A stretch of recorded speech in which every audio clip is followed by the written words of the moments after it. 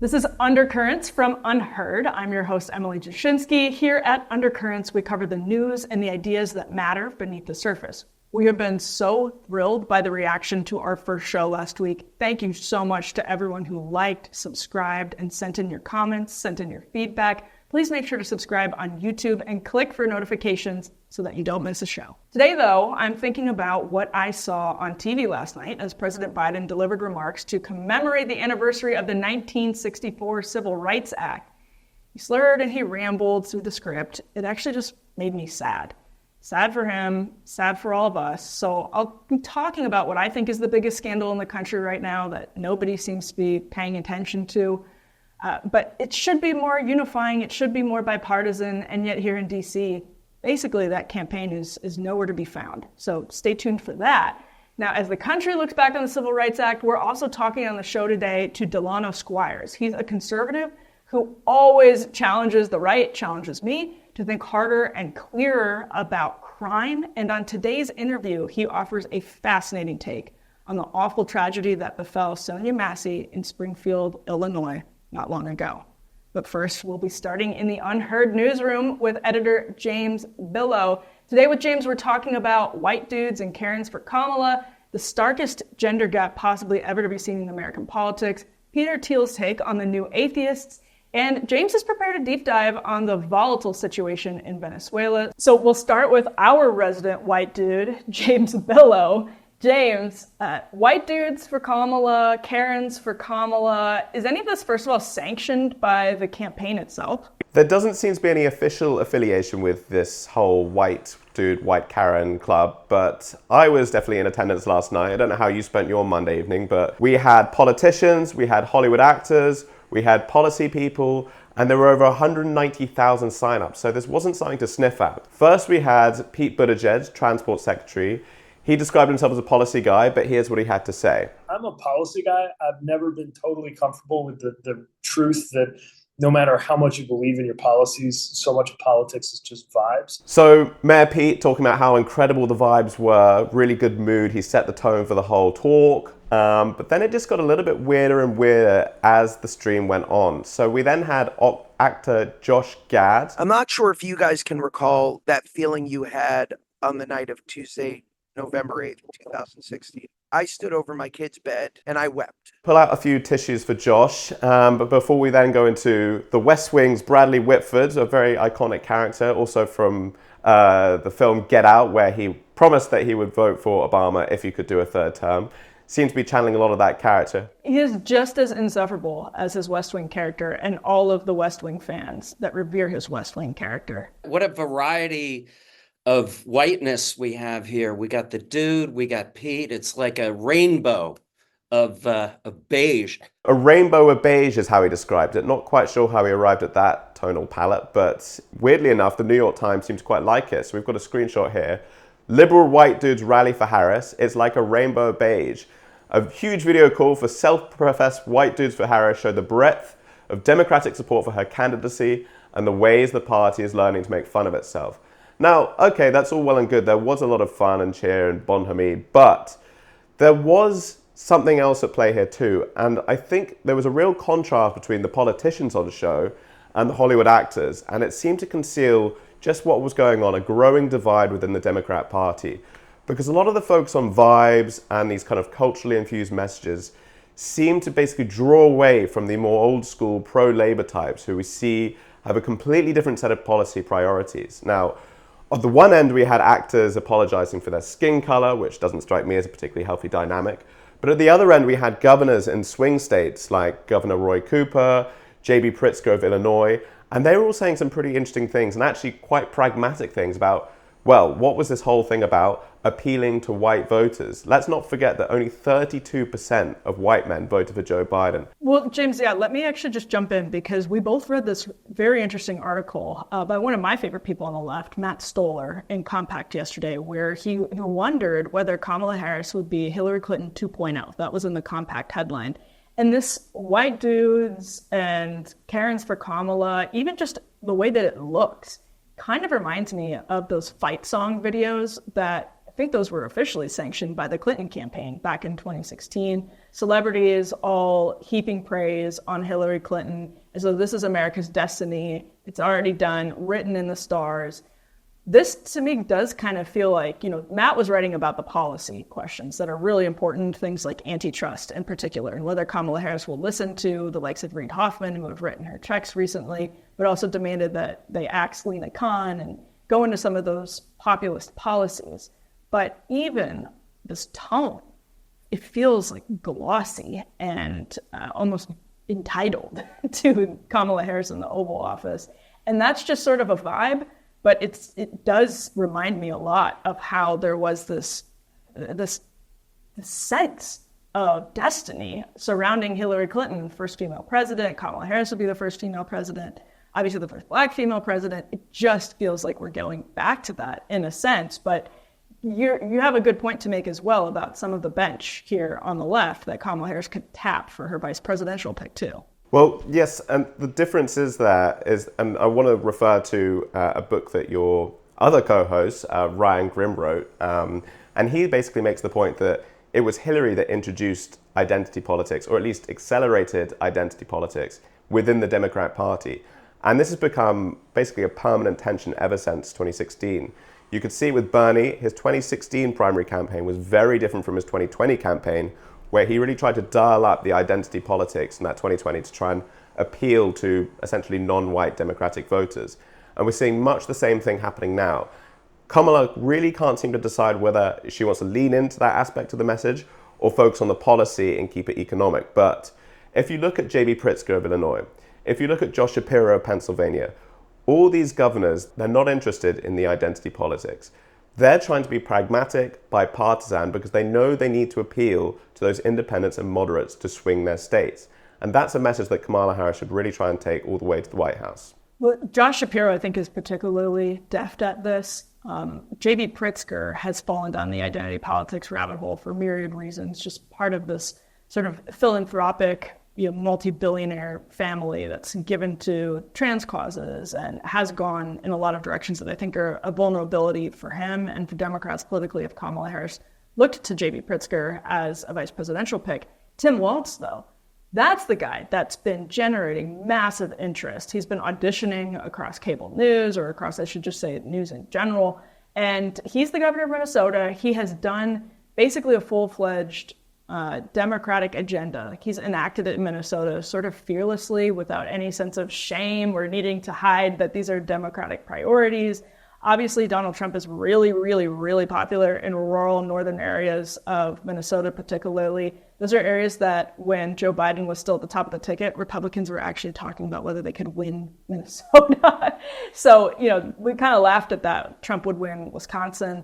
But now that Tim Walz is out ahead, it looks like Kamala Harris might be choosing between two very good Democratic candidates, two very good, genuinely very, very competitive potential VP picks in Josh Shapiro or Tim Walz. And as far as I can see, those are the ones that are at the top of her list right now. That seems to be confirmed by a lot of the reports that are coming out. We've had other governors like Roy Cooper who've actually withdrawn from the race. But CNN claims that we will have a decision by August 7th. So whether it's one of those two, we will have to see. Actually, James, that's a really interesting transition to what we want to talk about next, which is the stark gender gap that's developing in American politics, especially among younger people, which is one of the things that fascinates me here. So there are new numbers on exactly how this is evolving. So tell us what we should be looking at. Well, this is a fascinating new poll from the Wall Street Journal, and it basically shows that men and women under 30 are becoming incredibly polarized. So male voters under 30, they used to be a pillar of the Democratic Party all the way back to Reagan. But this poll shows that there's been a huge 29-point swing, 29 points in just the last 4 years towards Trump. Do you remember what James Carville said about a month ago? This was, at the time, a criticism of the Biden campaign. And he said it was starting to feel, he was talking about black men in particular. He lives in New Orleans. He said it was starting to feel as though the Democratic Party was feminized, and sort of a lot of, I guess, feminists would take major issue with this critique because it kind of accepts the premise that women are scolds. But that's basically what James Carville was saying, that the Democratic Party feels like something that is lecturing and scolding men, that he actually used the example of telling men to wear prophylactics and saying they can't watch football. There was that Meryl Streep comment at one of the Trump era award shows where she said, if we get rid of the arts, all we'll be left with is MMA. And it's just, you can see where the perception among working class men would start to be that Democrats are just not for them. And now that they have a woman at the top of the ticket, Hillary Clinton won the popular vote. She won the popular vote in 2016. She didn't win the Electoral College, but a majority of people who voted in 2016 voted for the first female president. So I don't think that America is just opposed to a female president, but I do understand where men in particular would be picking up on something that feels, I guess, unappealing to them from Democrats. James Carville, yes, he is not one to mince his words. I'm not sure I'd use the same language as him, but I think there is a kernel in truth in what he's saying. Young women remain firmly Democrats, but they're much more likely to call themselves liberal than they were 2 decades ago. So the party politics might not have changed a huge amount, but the ideology certainly has. Now, the Wall Street Journal points out a few interesting questions that really highlights this chasm between the two genders. And I just want to go through a couple of those with you now. So the first one, we see a 35-point difference on urgent action for climate change. Women are much more enthused about the idea that we should be acting on climate change, unlike men who still support the idea, but way further down on that chart. Another one, same point difference, 35 points. We're seeing women in much more favor of letting kids pick out their gender identity. Look at men all the way down there, minus 33 percentage points. So that's a huge gap as well. Now, just so you don't think I'm being exclusively female focused, look at this one. I would never accuse you of that, Jimmy. So men, build the wall. They are in the positive territory, just about, but women all the way down, minus 47 percentage points. They are very much not in favor of building the wall. So these things also, with immigration aside, they're not just political topics that might make it tough on a first date or matching on Hinge or at the dinner table. They're how people live their lives. So it's not just a matter of, on the one hand, you're going to start seeing parties reflecting this gender polarization that, Republicans, what they're saying is probably going to start sounding more and more male. Democrats, what they're saying is going to start appealing to more and more women if that's the base that you have to turn out. So that already is going to reflect this division. And that's unhealthy enough, honestly. But where that's going to get worse is in, for example, how to raise children based on sex and gender, how you live your life based on, whether you think climate change is a serious issue. We're not aware of how those are going to bubble to the surface of people's everyday lives yet, because this is a really young cohort, and these are fairly new divisions that are deepening as we speak right here.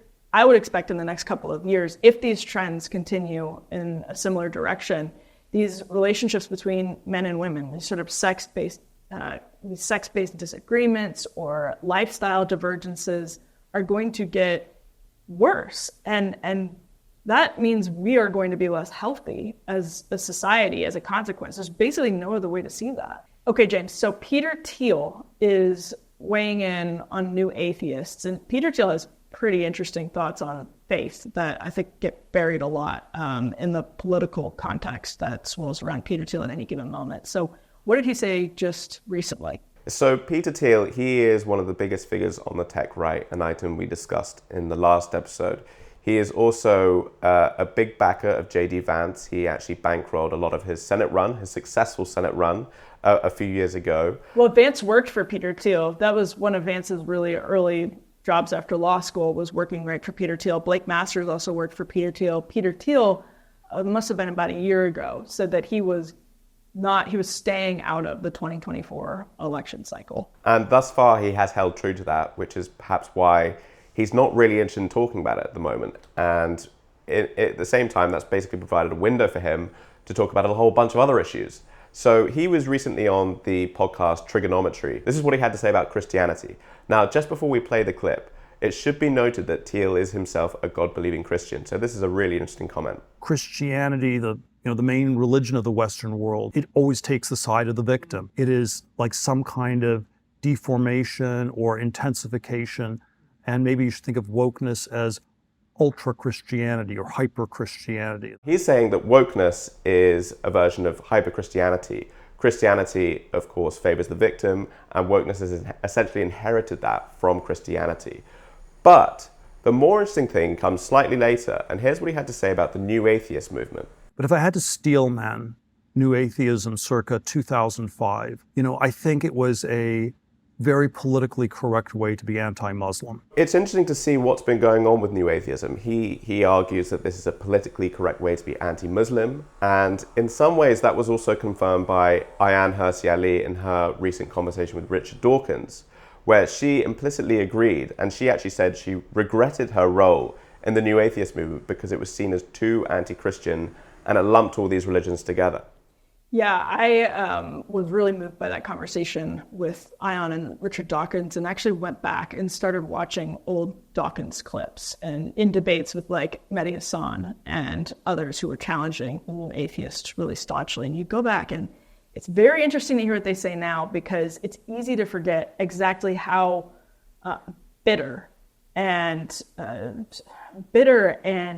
staunch these critiques of Christianity were at the time. And for me, it's a very jarring juxtaposition to watch a clip from like 2006 of Richard Dawkins or 2008 of Richard Dawkins and watch him in conversation with, Ayaan just a couple of months ago, because I would like to hear more regret than just, well, I regret it. Ayaan made that comment really interestingly, but I'd like to hear from Richard Dawkins how you can be a cultural Christian who had these incredibly deep, detailed, and bitter critiques of Christianity just 10 years ago. I don't know. I want to hear more, basically. I think they're all still figuring out where they stand on this. I think there's been a lot of things that have woken people up. So Tom Holland's book, Dominion, obviously, was a huge influence on Ayaan Hirsi Ali's conversion, as she wrote about in UnHerd not too long ago, and has been a part of a lot of people's rethinking of this important conversation about the West and the inheritance of the West. And the only other thing I'll add to this is Holland himself has been criticized for almost echoing the Nietzschean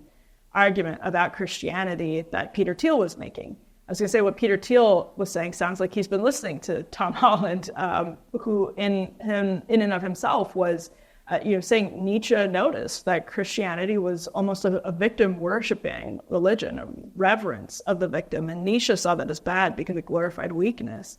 And Peter Thiel, people think of him as a Nietzschean robber baron, a Randian, like Ayn Randian caricature ripped straight out of, Atlas Shrugged. So this is just, I don't know. I'm really glad that you brought this up and played those clips, because I feel like this is really big. There's definitely been a revisionism about the New Atheist movement. I mean, I don't know about you, but my YouTube feed for the past 10 years has been absolutely littered with Four Horsemen clips of Christopher Hitchens owning Christian preacher, or Sam Harris destroying the Muslim Muslim cleric of some description. And it's really interesting to see how much those clips have evolved, or the tone of some of these characters has evolved. Now, when you have people like biologists, like Richard Dawkins, softening their attitude to such an extent that they're willing to declare themselves a cultural Christian, there's really been a sea change in that whole movement, and they're clearly not feeling as confident as they once were. Let's talk about Venezuela. You've prepared a deep dive into this topic that is so difficult because it's always hard to know what is astroturf, what is real, just in terms of the political developments, but also then in terms of the clips that go viral. And anytime you see chaos in different parts of the world, sometimes that's true domestically, but in Venezuela at least, it's been difficult to follow the developments. Tell us what's going on. There are countries around the world that seem to generate a lot more interest, or outsized interest, compared to their actual size. Obviously, Israel's one, and Venezuela is very much another. Now, it's been a long-running issue in American politics as to what the right's position is, what the left's position is, and I want to explore that in a bit more detail. But firstly, let's start with the top lines. So, exit polls on Sunday suggested that the opposition leader, Edmundo Gonzalez, won. However, official, found that Maduro won, and he got a 6-year term with 51% of the vote. Now, what's interesting here is just how polarized the reaction in the West has been. We even had Elon Musk wading in and saying that he essentially compared Maduro to a bull. That's the linked tweet at the top of his profile. Elon Musk is a defense contractor. We think of him as like sort of an automobile entrepreneur. He is a defense contractor that is tied to the Pentagon. So anytime he weighs in on foreign policy like this, especially given Venezuela's connections to Iran, Venezuela's connections to foreign powers, like it is very, very interesting. Well, and it reminds me of his role with Starlink in the Ukraine conflict, and he was almost trying to play both sides. And he was responding to tweets by former President Dmitry Medvedev, but then asking how Bakhmut was going. It was a very strange dynamic, and once again, he's gone headfirst into this conflict. And he was here in DC last week for the Netanyahu speech. He was one of Netanyahu's guests. Right. So in pretty much every geopolitical conflict in the world, Elon Musk seems to be finding his way into the heart of it. I don't know how that seemed to happen, but Maduro, he even responded to Musk and said he was threatening him with his sky rockets. I don't know what other kind of rockets there are, but anywho, and saying that he was trying to interfere in elections. But really interesting. And obviously, other South American leaders have chimed in. Argentina's Javier Milei, Nayib Bukele, two prominent right-wingers in the continent. But over on the left, well, we've seen more parallels being drawn with Iraq, Ukraine. We had Max Blumenthal claiming that it was a CIA-backed operation. Others claimed it was basically an AstroTurf color revolution. And yeah, comparing it to some of these previous conflicts, showing that America really has formed that. This is an old school Cold War left versus right model, in that we see this all of the time with Cuba. There are legitimately people in Venezuela and Cuba who do not need the CIA to come in and tell them to hate and fight against Maduro. There are plenty of people in Cuba who do not want or do not need the American left to tell them that they're only in the streets because of the CIA or USAID or the State Department. Which is, by the way, a kind of ironic reaction, considering that the left likes to consider itself, or this version of the left considers itself very anti-imperialist. We must empower these countries to decide for themselves. It sort of erodes their sovereignty in its own respect. Yeah, I tell this story sometimes, but I was down in Mexico a couple of years ago talking to a Cuban who had tried to, he was very young. He had actually showed me the scar on his shoulder where he had been beaten during the July Revolution, he said, July protests just a couple of years ago. And that's what prompted him to leave and go up through the Darien Gap and try to cross into the United States. And he looked at me and he said, "Cubans love the embargo." I didn't prompt him to say that. He did it on his own, and is clearly somebody who did not need the CIA to tell him that he should protest Castro or anyone else. That said, this is the important part, the CIA is absolutely tangled up with the opposition movements in Cuba and Venezuela. There's in the USAID, the State Department, they are. So the Max Blumenthals of the world are not wrong about that. It doesn't, though, invalidate the feelings that are organic and authentic of the people in those countries who really don't necessarily, in some cases, need to be prompted to topple the authoritarian leaders of their country. Now, sometimes those color revolutions do matter a lot. Sometimes they don't. And that's, I guess, what we're getting to the bottom of here, James. Especially in South and Central America. If we go back to Guatemala, if we go back to these examples, Honduras, back during the heyday of the Cold War, in some cases, the leaders that were toppled by the CIA were supported by the people. They actually had public support. And there is obviously some public support for Maduro. The question for Western observers is A, how much of it is real and how much of it is, lowercase d democratic? And then B, do we have an obligation or a right to do anything about it? And that's the point where I think the left and the right are increasingly, populist left and the right, increasingly in agreement, and the center, the center left and the center right are also increasingly in agreement that we absolutely must, because they see in Maduro's relationship with Iran and China in the context of what's happening with Taiwan and Israel and Ukraine. All right, James, thank you so much for this fascinating dive into what's going on the ground right now as we see all of these videos flooding our timelines and don't know what to think about them. Much appreciated. Thank you. I don't know if this is just me, but it's stunning how quickly the news cycle moved on from Trump being shot in the head and Biden ceding his nomination. Actually, it was stunning just 1 month ago after Biden basically fell asleep on stage how much the media chatter focused on the election instead of the immediate situation in the Oval Office. Weeks later, and I think this is still true, the President of the United States is incapacitated and nobody is talking about it, except maybe Kamala Harris, and we'll get to that in just one moment. But I mean, we're funding 2 hot wars with nuclear powers right now, and even if we weren't, the American people who, on average, it's worth remembering, work 4 months out of the year just to pay their tax bill, deserve a president who, at the very least, is mentally able to make it through a sentence without involuntarily losing his place and visibly struggling to remember where that sentence started. Think about the men and women who are enlisted in our armed forces. Think about their family. Their lives are on the line. Their kids' lives are on the line back home. Joe Biden is the commander-in-chief of our men and women serving in the military. And average people care about their families and their kids too, and they deserve better. But again, virtually nobody is talking about this. There's no serious effort in Congress or the cabinet or the media to push for Biden to leave office or to be replaced by the 25th Amendment. A lot of people, myself included, suddenly familiarized themselves with the 25th Amendment during the Trump administration, when everyone from Elizabeth Warren to Lawrence O'Donnell seriously suggested the 25th Amendment be invoked to remove Trump from the White House. It drove many a news cycle. The infamous, quote, anonymous New York Times op-ed actually upended the presidential administration back in 2018, in part because the author, who we now know as Miles Taylor, suggested that Trump's own cabinet had flirted with invoking the 25th Amendment.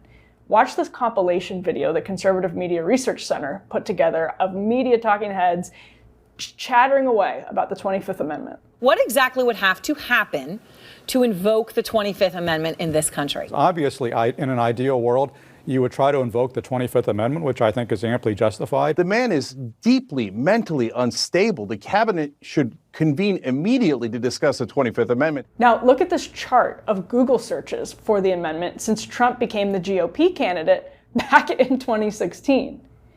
This is a reflection of the media chatter, and there was way more of it back then, when the president was merely disliked and not actually clearly declining in front of our eyes. Searches this year have declined since there was an initial spike right after the debate. Now, though, a new report from journalism legend Seymour Hersh, long beloved by the American left, actually suggests that Kamala Harris pushed Biden off the presidential ticket by threatening to invoke the 25th Amendment. Hersh reported on Saturday that Obama called Biden the day he ultimately resigned from the ticket to say that he had Kamala Harris's approval to invoke the 25th Amendment. I don't care if you're on the left or the right. This is not a partisan issue. Joe Biden has a vice president. She can finish a sentence without forgetting the subject. And this is why the 25th Amendment was actually ratified in 1967. How do we know that? Well, because President Lyndon Johnson at the time explained it. Here's what he said at the ratification ceremony back in 1967. "Twice in our history," said Johnson, "we have had serious and prolonged disabilities in the presidency. In 1881, President Garfield lingered near death for 80 days before succumbing to Guiteau's bullet. President Woodrow Wilson was virtually incommunicado for many months after a stroke, yet dismissed his Secretary of State for attempting to convene a cabinet meeting. In each case, there was controversy, but the Constitution provided no mechanism for installing the vice president in the chief executive's empty chair while the president himself was disabled. Congress can force this issue. The cabinet can force this issue. The media can and should force Congress and the cabinet to force this issue. Biden himself stepped down from the ticket. It's a concession of his frailty, even if Biden himself won't say so. There is plenty of reporting to suggest that it's much more serious than Biden is willing to admit anyway. Now, the way the 25th Amendment is written is very broad. It's broad enough that in a country with all of these fraying social ties like ours, we could easily slip into a cycle of habitually invoking it not unlike what's happening with lawfare right now. The amendment asks the cabinet to agree in writing the president is, quote, unable to discharge the powers and duties of his office. So unable. That's fairly broad. There's no question about it. But actually, if ever there were a time to be crystal clear about what that ability should look like, it's right now. We're in a constitutional crisis until someone else is sworn in, which looks like it could be January. So God help us. All right, we are joined now by Delano Squires. He's a research fellow over at the Heritage Foundation. He's a contributor to The Blaze. He also spent a long time, and this is relevant for the purposes of this interview, working at the Offices of Gun Violence, the Office of Gun Violence here in Washington, D.C. Such an interesting thinker, totally has a perspective that a lot of people on the right lack on this. So Delano, welcome, and thanks for being willing to talk about this tough topic. Oh, of course. Thank you for having me. We're here to discuss the tragic death of Sonya Massey in Springfield, Illinois, which happened earlier this month. And I want to just read from a report that NBC News did. Sonya Massey, 36, called 911 at 12:50 a.m. July 6 to report noises outside her Springfield, Illinois home. Within 15 minutes, 2 Sangamon County deputies arrived. According to body cam video recorded by his partner, Deputy Sean Grayson rang the doorbell, knocked on the door, and repeatedly identified himself as a deputy from the sheriff's office. Quote, the one you called. After some delay, Massey opened the door. Please don't hurt me, she said. He replied, I won't hurt you. But within minutes, Grayson, who has now been fired and charged by a grand jury with first-degree murder, shot Massey dead. While body cam video recorded how the deputies mishandled their interaction with Massey, Grayson's work history suggests that the Sangamon County Sheriff's Office, let's just say, may not have done their due diligence, Delano. Now, the Massey family attorney is Ben Crump, celebrity attorney. A lot of people will be familiar with Ben Crump. He's represented the families of many people in these situations. I think he said it was the worst police shooting video ever. Do you agree? What happens when you watch this video? Do you think it's the worst ever? Even framing it that way, has its own issues. I know I saw one from, it was a hotel hallway. I believe the gentleman was in Arizona, where the police were instructing him to crawl and then keep his hands up and then stop and then keep crawling. And he was shot and tragically passed away. But he was white and male, so it didn't really make as many headlines as this one. I don't think there's a need to really compare them. I mean, the shooting looks bad. And obviously the officer was arrested.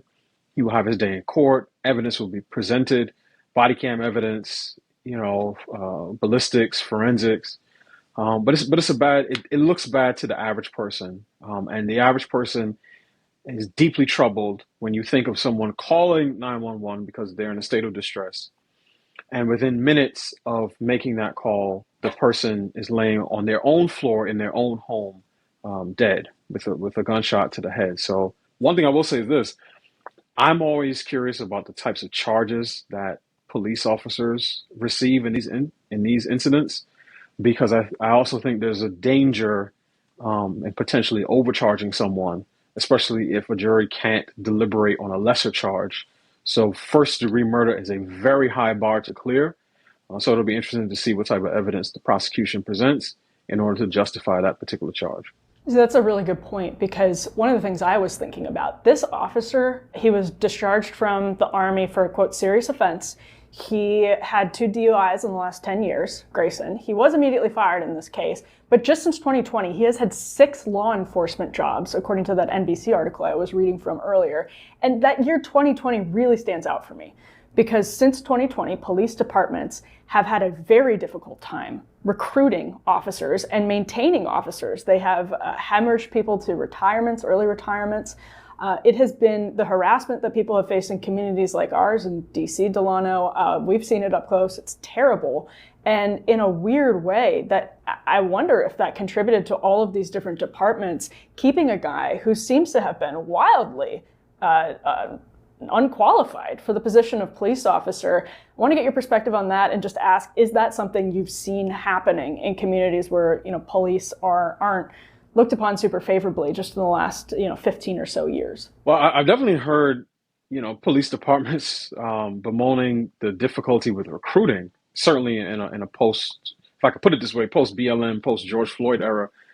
So I definitely have heard departments saying, look, our recruitment classes are down, retention is down. As you said, early retirements. I do think some of this is, motivated by both policy and rhetoric. If I am a police officer in a large urban department and I'm hearing people on my city council talking about playing footsie with defund the police, I may take a job in, a suburb where there's, you say hi to the kids and you get a cat down from a tree every once in a while. So I definitely think that's an issue.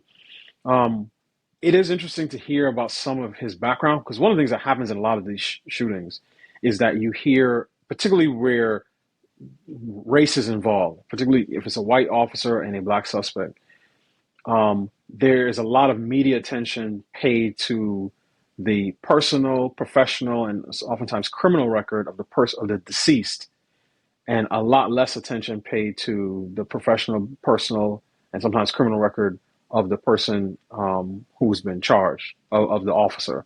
And I do think that that's completely relevant. Now, I don't know under what circumstances he left the other departments, but I certainly think it's worth asking. And I also think that there are some, criminal justice advocates who say this is why we need some type of federal database so that departments can see where a particular officer has worked over a particular period of time. And I don't know if those databases will be open to the public so that the average, American citizen can see, this is the person who's policing in my neighborhood. And I do think that there is an opportunity, even on the center right, to discuss these issues, because one of the things that 2020 did, obviously you had the riots, you had the civil unrest, but you also had, probably in the first time, certainly in my lifetime, a significant number of conservatives starting to question their back the blue, no matter who sort of rhetoric. Because when it's suburban moms being arrested by police at an outdoor football game because they violated some sort of COVID protocol, it makes you reconsider whether the police, as agents of the state, are always on our quote unquote side. And so I think there's an opportunity for some real robust discussion on some of these issues. Well, yeah, because what we have in this situation is a single mother who is clearly, I think pretty clearly, she's saying she rebukes this officer in the name of Jesus. There's been some debate about how serious that was, if it was a joke, if it was sort of lighthearted, or if it was really serious. And the officer responds, "You better effing not." And you have her crumpled on the ground, motherless children. As The Atlantic wrote, and we can put this article up on the screen, she may have been seen as a, quote, damsel in distress in another situation.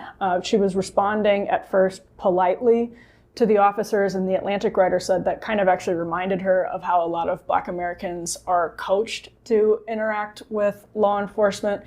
I don't know, Delano, it seems like something that all of these videos, you mentioned Michael Brown earlier, Jacob Blake is one I remember after being sort of duped by all of these clips time after time after time and saying there's no way that nothing else can come out that makes me rethink what happened here. George Floyd is a good example. But this one I'm looking at and I'm like, I have no idea what could possibly make his decision any less callous and disgusting. It's a single woman with a pot of boiling water. Yeah, I'm sure if I can sort of, prognosticate for a little bit, I'm sure the defense attorney will say, they will find some expert to say, well, boiling water can travel at X distance in Y amount of time, and obviously could scald the person and leave them incapacitated. I'm sure someone will say that the camera angle that you see on the video doesn't really give the sort of true sense of danger that officer felt he was in. I think for, again, the average layperson, and I think it's important to make a distinction between people who see these videos on social media and then jurors who are instructed on how to evaluate evidence in a court of law. Because, as you said, we've seen a number of these incidents where you see something and then it's like, okay, well, there's a little bit more to the story to add additional context. Even if it doesn't change your mind, there's more context involved in this particular situation. I think, like you, many people would say, I don't know what context you could give that would go from how this interaction started in terms of her calling the police to how it ended. But I'm sure someone will be there because, everyone's entitled to a defense, and some defense attorney will find a way to say that he felt his life was in mortal danger. There's been dispute as to whether she actually threw the water And now again, then you end up getting very technical.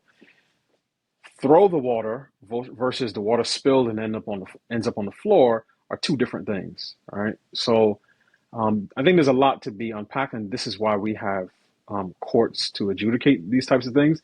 My issue, and again, this is a tragedy, regardless of what the legal outcome is. As you said, this is a mom, a daughter, a friend, right? So the people in her life are obviously grieving her loss. My issue is how these incidents tend to be framed in the media. They are primarily made issues of race, which you can do if you only include a certain type of police interaction in sort of the media narrative. And what I like to tell people is that if I came from Mars, I would assume only white blondes go missing and only black people, particularly black men, get shot by the police. Neither of which is true, but this is how things tend to be framed. And I know that there are a number of people, particularly on social media, who see a direct tie-in to the upcoming election because it's, okay, every election cycle, there's going to be one of these cases that gets people thinking, oh, I need to vote for this particular party, particularly on the left, in order to enact, criminal justice reform of one type or another. But there are police shootings every single day in this country, vast majority of which people don't hear about. I would wager to say the vast majority are justified because of, police interactions with criminal suspects who are armed and dangerous.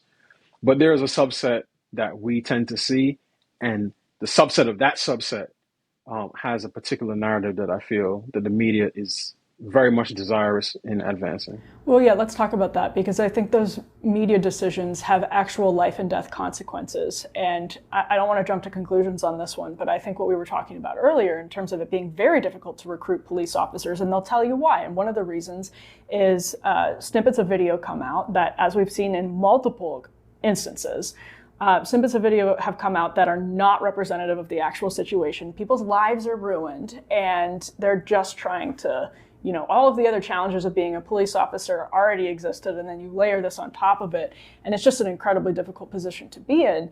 And the Atlantic article I referenced earlier actually mentioned Kamala Harris in the piece. It's clearly being picked up as that kind of framing. But on the right, the most hillbilly thing I think I've ever seen from J.D. Vance is that leaked message from years ago. He said he hates the police. The no-knock warrants were re-explored after the Breonna Taylor killing. It's just a weird time, and it doesn't seem like it's taking off. This particular one is taking off quite like the others have, although that could change. I mean, this is big headline news, but there aren't mass movements in the streets. Maybe it's because the officer was fired. What's your take so far as to how the country is kind of digesting it with those political divides so stark right now? I certainly see it being discussed online. One of the interesting things is I've seen people take the clip of President Trump saying, if he retakes office, he's going to give police full immunity, and basically tying it to this particular case and say, see, if Trump is back in office, then this officer wouldn't even be charged or arrested. So I definitely see it playing a role in terms of advancing the narrative. I just wish that, and I have a rebuke for both the left and the right on these things. And on the left, it's the fact that these issues are always framed as ones of race, related to race. So because they see an interaction between a black person and a white person, a white officer and a black citizen, they assume that any negative interaction, any negative consequence that comes of that interaction is sort of driven by race. And this happened obviously with George Floyd. It took Keith Ellison, the Attorney General in Minnesota, to say, we did not find any evidence that Officer Chauvin's actions were motivated by race. And he said that, after the trial. By that time, the headline on A1 had already gone out and everybody had already sort of coalesced around that narrative. So I wish instead we would talk about policing honestly, to say that policing is an incredibly difficult job. You're meeting people sometimes at their lowest moments. You're dealing with criminal suspects oftentimes who lie in the same way that they breathe. Police risk their lives every single day, particularly in very sometimes hard to police neighborhoods. But then on the other hand, police officers are agents of the state. They have, greater latitude in terms of using force, but with those rights come responsibilities. So here's my last question then, Delano. What would you say to your fellow Black Americans who see in this video maybe implicit racism, that you have a white officer and a Black woman? Is it possible that he wouldn't have shot a white woman who is acting the same way? And this is moving to people, this is enraging to people. And I ask you that also with the context that you mentioned earlier. We've all seen the studies of how, because of media coverage, Americans wildly overestimate the amount of unarmed police shootings of African Americans. And that's because of the media coverage. I mean, there's no other way to explain it when you look at the research.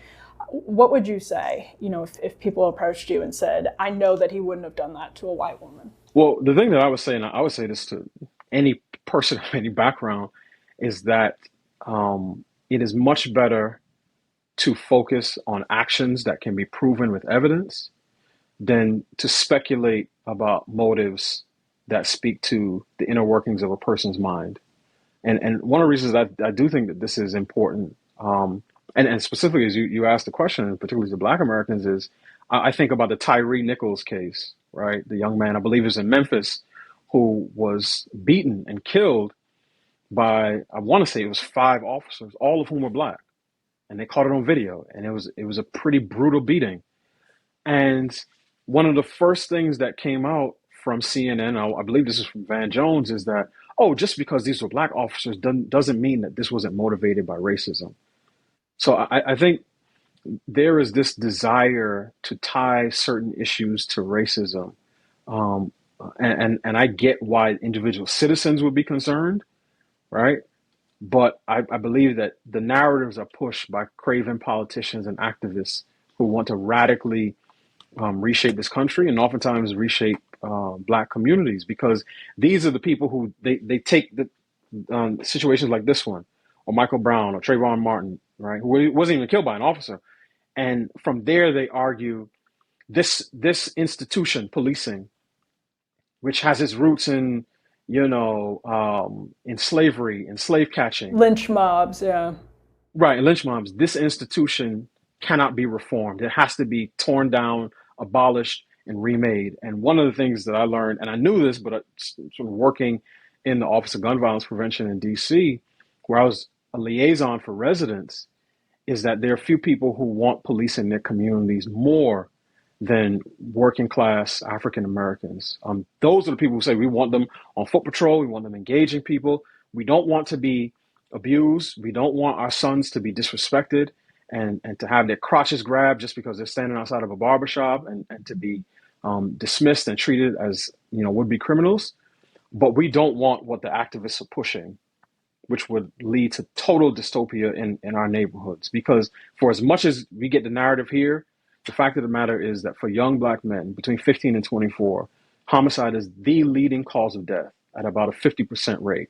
So the notion that the police are the main threat to Black lives in East Flatbush, Brooklyn, or Anacostia in DC, or St. Louis, or Chicago, or Atlanta, or New Orleans, or Cleveland, or Detroit is something that is not supported by evidence. And that is my major frustration, particularly with progressives with respect to how they use these cases, because to them, Black lives are only valuable and only matter when they're politically useful. Yeah, and sadly, I suspect we'll find out that he was hired by all of these police departments despite such a horrific and spotted record, because they were just desperate for people in the aftermath of what's been, I think, exploitation by activists, as you detailed just there, Delano. Fascinating and helpful as usual. Delano Squires, Heritage Foundation, and a contributor over at The Blaze. Make sure to give him a follow. Thank you for joining us, Delano. Thank you, Emily. We're so thrilled by everyone's reactions to the premiere last week. I cannot thank you enough for liking and subscribing. If you subscribe here to the UnHerd channel, make sure you also head over to the Undercurrents channel and subscribe there as well, just so that you can keep getting the episodes. You can also subscribe at undercurrents.tv for exclusive content.